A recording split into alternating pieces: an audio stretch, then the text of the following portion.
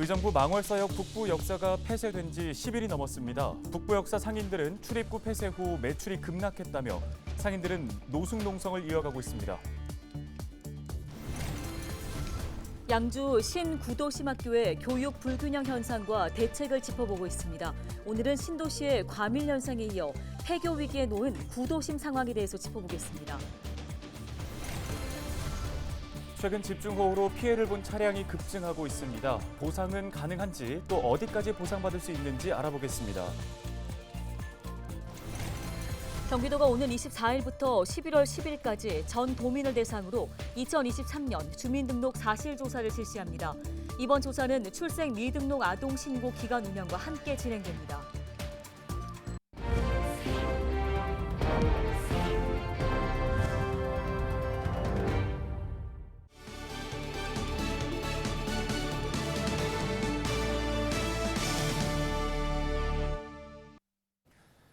여러분 안녕하십니까? 헬로티비 뉴스입니다. 의정부 망월사역 북부 역사가 폐쇄된 지 열흘이 넘었습니다. 북부 역사 상인들은 출입구 폐쇄 이후 매출이 급락했다며 하소연하고 있는데요. 혹시나 출입구를 철거하지는 않을까? 상인들은 북부 역사에서 노숙 농성을 이어가고 있습니다. 네, 의정부시는 북부 역사 재개통을 위해 한국철도공사와 논의를 이어가는 등 행정력을 집중한다는 방침입니다. 과연 한국철도공사로부터 원하는 답변을 얻을 수 있을까요? 이재필 기자가 보도합니다. 의정부 망월사역 북부 역사. 지난 8일 이곳 출입구는 폐쇄됐습니다. 북부 역사 출입구가 폐쇄된 지 11일째. 역사 앞 상인들은 생계에 큰 타격을 입었습니다. 북부 역사에 자리한 가게 수는 약 60개. 역사를 오가는 사람들이 없으니 자연스럽게 손님도 크게 줄었습니다. 지나가면서 물건을 보고 사고 하는 분들이 있는데 일단 유동인구가 딱 끊긴 시점에서 매출이 거의 한 60%가량 한 번에 그냥 확 줄어들었어요. 지금 물건을 깔 수가 없어요. 생물이기 때문에 하루쯤 되면 회전이 안 되면 그게 한 달 정도 되면 거의 손님 반 이상은 줄어버릴 거예요. 한국철도공사는 망월사역 중앙부의 역사를 신축하면서 기존에 사용하던 북부 역사를 폐쇄했습니다. 상인들은 반발했습니다. 출입구가 폐쇄되면 당연히 유동인구가 줄고 이는 곧 매출 하락으로 이어지기 때문입니다. 특히 상인들은 출입구 폐쇄 직전까지 한국철도공사나 의정부시 측으로부터 공청회 등 그 어떠한 상황도 전달받지 못했다며 강하게 문제를 제기했습니다. 상인들은 출입구 폐쇄 직후 곧바로 북부 역사에 텐트를 치고 노숙 농성에 들어갔습니다. 상인들이 북부 역사 재개통을 요구하는 상황에서 한국철도공사 측이 출입구를 아예 철거할 수도 있다는 판단에서입니다. 많이 힘들죠. 많이 힘들고 생업을 하는 사람들이라 하루 벌어서 먹고 사는 사람들이라 물론 코레일서도 어떠한 결정이 나야 되겠지만 우리 의정부시 하루빨리 조속히 시장님이 결단을 내리셔가지고 하루빨리 이것을 해결해 주는 방안을 빨리 찾았으면 쓰겠습니다. 의정부시도 북부 역사를 재개통해야 한다는 입장입니다. 김동근 의정부시장은 지난 7일 긴급 주민설명회를 열고 한국철도공사 최고 책임자와 국회, 국토교통부 관계자와 만나 북부 역사 존치를 강력히 요구해 나갈 것이라며 문제 해결을 위해서라면 시에서 비용도 부담할 수 있다고 말했습니다. 의정부시 관계자는 최근 한국철도공사 측과 문제 해결을 위해 실무 협의를 계속 이어가는 데 합의했다며 아직 결정된 것은 없지만 시민 불편 해소를 위해 적극 대응 중이라고 말했습니다.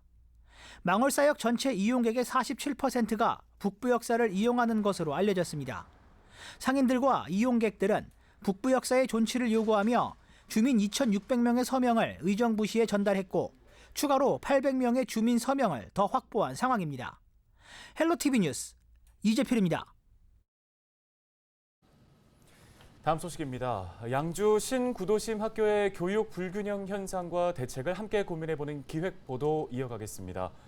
지난 보도에서는 한 학급의 학생 수가 30명이 넘어 운동장에 설치된 임시교실에서 수업을 하거나 특별실을 일반 교실로 써야 하는 신도시 학급의 과밀 현상을 전해드렸습니다. 네, 오늘은 두 번째 순서로 전교생이 30명 수준이거나 많아야 50명대인 폐교 위기에 놓여 있는 구도심 학교 상황을 짚어보겠습니다. 김신혜 기자입니다.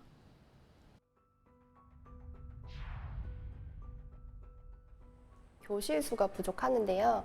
특별실을 다 전부 교실화해야 되는 문제가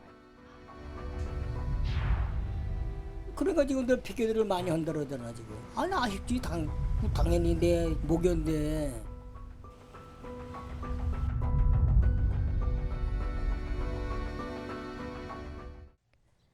양주 광정면에 있는 이 초등학교는 전교생이 50여 명. 교육부의 폐교나 통폐합 권고 대상인 이른바 작은 학교입니다. 전체 학생 수가 3명인 학년도 있습니다. 학생 수가 적다 보니 제약이 많습니다.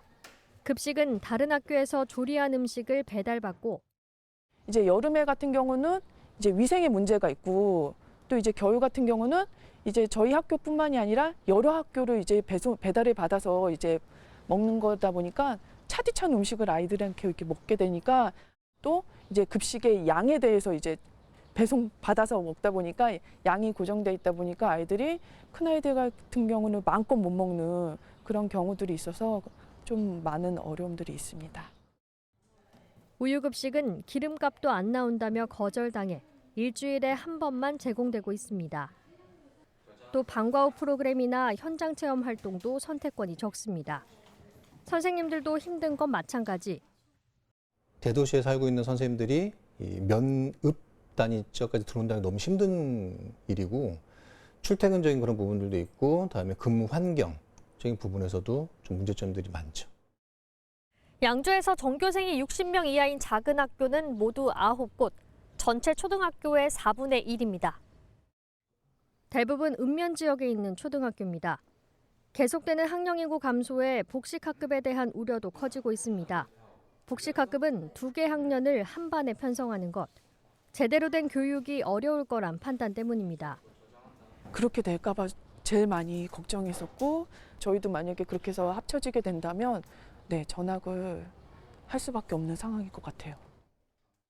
경기도교육청이 정한 복식학급 편성 기준은 8명.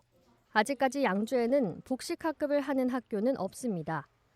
농촌이나 구도심 학교 아이들이 신도시 아이들과 비슷한 수준의 교육을 받을 수 있으려면 그에 맞는 교육 정책이 뒷받침될 필요가 있어 보입니다.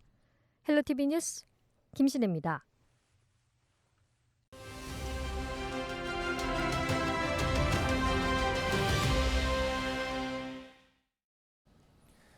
최근 내린 집중호우로 피해를 본 차량이 급증하고 있습니다. 보상은 가능한지 또 어디까지 보상받을 수 있는지 시민들의 궁금증도 커지고 있는데요. 네, 관련 이야기 함철성 변호사 화상 연결해서 나눠보겠습니다.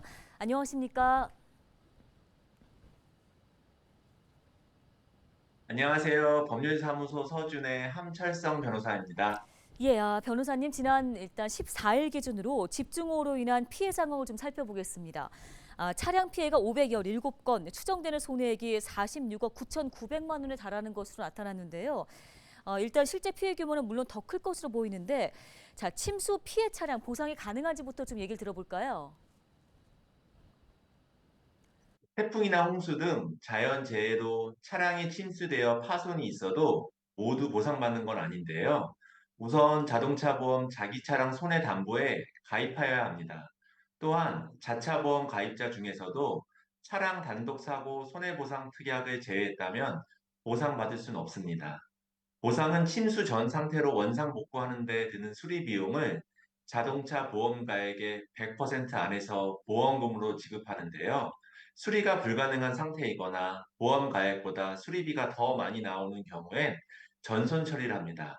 전손 처리의 경우 보험사가 인수한 차량은 보험사가 폐차하고 차 주인은 시세 등을 고려해 보상을 받습니다. 네, 그런데 자차 보험에 가입이 돼 있지만 보상을 못 받는 경우들이 있다고 하는데 어떻습니까?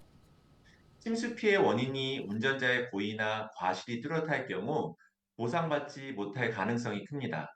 예컨대 창문이나 썰루프 등을 열었거나 경찰 통제를 어기고 해당 지역에 주행한 경우, 주차 금지 구역에 주차했을 때 등입니다. 또한 차 안에 둔 물품이나 튜닝된 부분도 보상 범위에서는 제외됩니다. 예, 운전자의 고의와 과실이 없다면 보상이 가능하다는 얘기인데, 자, 그런데 보상받은 후에 혹시 보험료가 오르지 않을까 걱정되는데요. 이 부분은 어떻습니까? 보상을 받아도 보험료가 오르진 않습니다. 그래서 보험료 할증이 없는 만큼 피해를 보았다면 소액이더라도 보험금을 청구하는 것이 유리한데요. 다만 1년 무사고 할인은 받지 못합니다. 또한 수혜로 차량이 파손되어 다른 차량을 구입할 경우 자동차 전부 손해 증명서를 본인이 가입한 보험사에서 직접 발급받아 첨부하면 취등록세를 감면받을 수도 있습니다. 새로운 차량 가격에서 피해본 차량 가격을 뺀 만큼 취득세를 내면 됩니다. 네, 알겠습니다. 오늘 도움 말씀은 여기까지 듣겠습니다. 함철성 변호사였습니다.